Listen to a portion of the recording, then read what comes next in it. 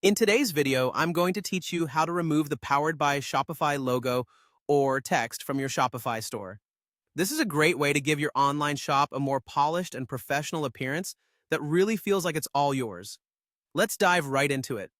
To start, you'll want to be in your Shopify admin panel. Once there, head over to the online store section. Underneath, you'll see Themes. Click on it. Here, you'll find the theme you're currently using. To explore more options, look for the three dots, often called the Options button, and select Edit Default Theme Content. Now, in a search filter box, type the word Powered. What you're doing here is looking for the specific section that relates to Shopify's branding on your site. Once you find the Powered by Shopify section, click into it and replace the text with a single space. This essentially wipes out the text without leaving a trace. After this step, make sure you click Save to apply your changes.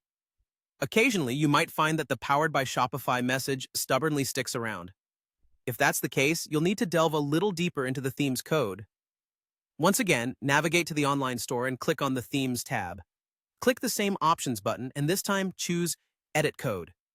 This is where you can directly alter the code to remove any remaining text. Open the Footer Liquid file. This file is usually located under the Sections folder.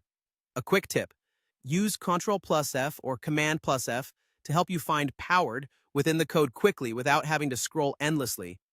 Once located, delete the relevant snippets or even the entire line that refers to the Powered by Shopify text. Make sure you click Save after making these changes. Now, for those of you who may have a password page displaying the Shopify logo, stay with me.